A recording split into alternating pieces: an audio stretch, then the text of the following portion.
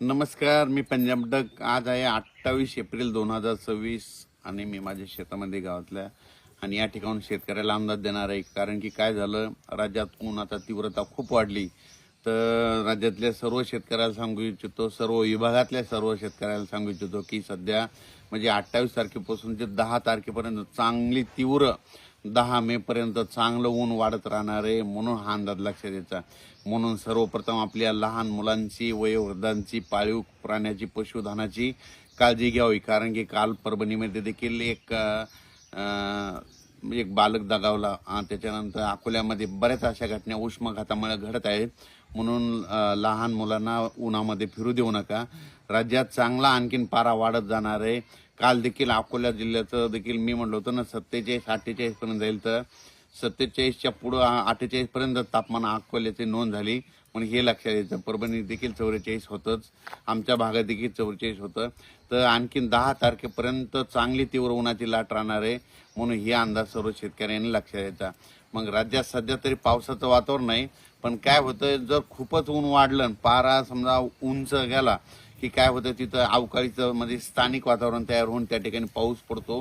काल देखील मेकर भागामध्ये, तुरळक भागात झाला, शेगावकडे झाला, इकडं संगमनेर पट्ट्यात देखील झाला. हे फक्त स्थानिक वातावरणामुळे पाऊस तयार होतो. ऊन वाढल्याच्या नंतर तिथं काय होतं, स्थानिक वातावरण तयार होतं. म्हणून हे सर्वप्रथम शेतकऱ्यांना लक्षात येतं. पण राज्यात मात्र आता मात्र चांगलं तीव्र उन्हाची लाट राहणार आहे. म्हणून हा अंदाज लक्षात घ्यायचा. वातावरणामध्ये थोडं ढगाळ वातावरण राहील. ढगाळ वातावरण राहण्यामुळे काय होणार आहे, गरमी वाढणार आहे. इतकी गरमी राहणार आहे की जशी मुंबईला जशी गरमी असते तशी आपल्या इकडे गरमी जाणवणार आहे. म्हणून हा अंदाज लक्षात घ्यायचा. राज्यात सर्व शेतकऱ्याला सांगू इच्छितो की राज्यात आता तर 40 दिवस राहिलेत पाऊस येण्यासाठी. आता 40 दिवस राहिलेत. म्हणून 40 दिवसामध्ये तुम्ही काय करा, ज्यांचं शेत दुरुस्त नसेल तर तुम्ही शेतीचे कामं करून घ्या. कारण की राज्यामध्ये पावसाचं वातावरण तयार झालेलं आहे. ऊन वाढत असल्यामुळे काय झालं की आपण आपल्या शेतीची मशागतीची रात्रीच्या वेळी कामे करून घ्यावी ट्रॅक्टरनं. कारण की दिवसाचं ट्रॅक्टर चालत नाही, कारण की तापमानच इतकं आहे की त्याच्यामुळे ट्रॅक्टर सुद्धा चालत नाही. म्हणून सर्व शेतकऱ्याला सांगू इच्छितो की तुम्ही तुमचं जसं वेळ भेटेल तसं ह्या 40 दिवसामध्ये शेतीचे कामे करून घ्या. पावसाचं काम करतो. आणि परत एक सांगतो की राज्यामध्ये 2026ला चांगल्या प्रमाणाचा पाऊस पडणार आहे. म्हणजे जेमतेम पडणार आहे, पिकाला लागल तसा पडणार आहे. यावर्षी तुम्हाला एक सांगू इच्छितो, म्हणजे जे खरीप आहे, म्हणजे खरीप चांगलं कशामुळे येणार आहे, पाऊस पिकाला लागल तसा पडणार आहे, त्याच्यामुळे खरीप चांगले येणार आहे. आणि सप्टेंबर ऑक्टोबरमध्ये परतीचा पाऊस जास्त पडणार आहे, त्याच्यामुळं रब्बी चांगली येणार आहे. म्हणजे यावर्षी दोन्ही पिकं चांगले येणार. म्हणून शेतकऱ्यासाठी सर्वप्रथम आनंदाची बातमी. बरेच माध्यमातून म्हणतात की दुष्काळ पडणार आहे, काही गवतच उगवणार नाही, तसं काही होणार नाही. म्हणून हे देखील सर्व शेतकऱ्यांनी लक्षात घ्यायचं. हे देखील सर्व शेतकऱ्यांना लक्षात घेऊन आपण आपल्या शेतीचे कामे करायची, शेतीची तयारी, मशागतीचे कामे करून घ्या. पावसाचं काम करतो. आणि तुम्हाला एक सांगू इच्छितो की काय झालं की बरेच माध्यमातून असे येईल की यावर्षी एल निनो उद्भवला. तुम्हाला सांगतो, एल निनो असो या ला निनो असो, तुम्हाला याचा अर्थ काहीच समज येत नाही. जर खरंच बघायचं झालं तर तुम्ही काय करा, आता मग हे एल निनो काय म्हणतात की एल निनो उद्भवला म्हणून यावर्षी दुष्काळ पडणार आहे. तुम्हाला एक सांगू इच्छितो की आज दक्षिण अमेरिकेमध्ये एक लिमा देश आहे, क्यूट आहे. तिथलं आत्ताचं तापमान बघा, म्हणजे आत्ताचं ह्या टायमाला तिथं जवळपास काही ठिकाणी 18 अंश थंडी आहे. ते काही ठिकाणी 3 अंश आहे. म्हणजे तिकडं थंडी आहे आणि आपल्या इकडं ऊन आहे. आणि कसं असतं की तिथं जर थंडी असल्यामुळे तिथलं समुद्राचं पाणी थंड आहे. थंड असल्यामुळे काय होतं की त्यावर्षी ला निना असं उद्भवत आहे. आणि जिथं पाणी गरम होतं त्यावेळेस एल निनो असतं. तर तुम्हाला सांगतो त्याचा काही संबंध नाही. तुम्हाला सांगतो, भारतीय हवामान प्रणालीमध्ये आपल्या भारताच्या बाजूला जे समुद्र हिंद महासागर आहे तिथं तापमान कसं असतं त्याच्यावर अवलंबून असतं.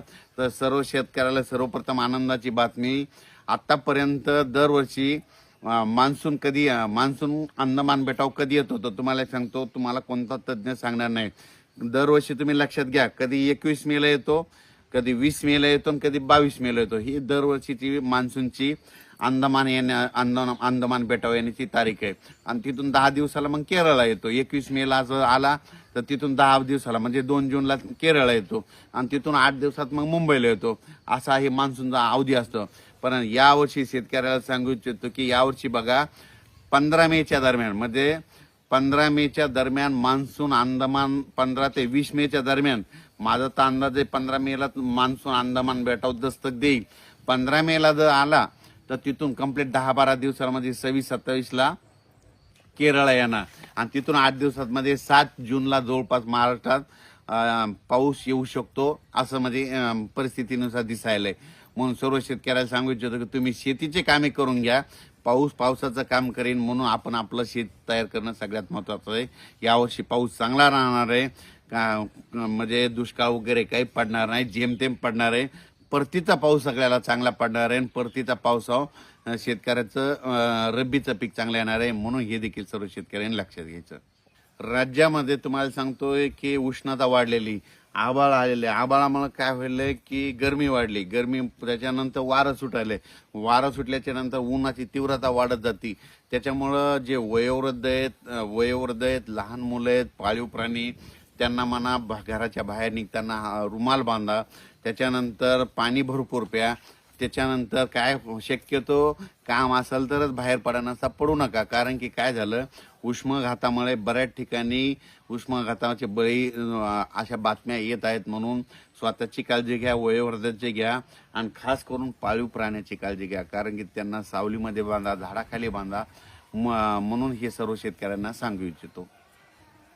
परत एकदा शेतकऱ्याला सांगतो की या वर्षी म्हणजे 13 मे ते 17 मेच्या दरम्यान, 13 मे ते 17 मेच्या दरम्यान मान्सून अंदमान बेटावर येणार आहे.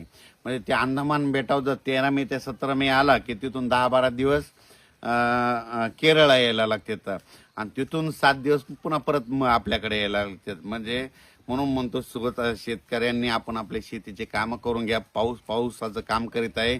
आणि यावर्षी तुम्हाला सांगतो, दरवर्षी 19, 20, 21 मेच्या दरम्यान अंदमान बेटावर वातावरण तयार व्हायला सुरुवात होती. पण यावेळेस बघा तुम्ही 13 ते 17च्या दरम्यानच बघा तिथं वातावरण तयार होईल आणि मान्सून तिथं दाखल होण्याचे चिन्ह आहेत. म्हणून हे सर्व शेतकऱ्यांनी लक्षात द्यायचं आणि आपण आपल्या शेतीची कामे करायची. धन्यवाद.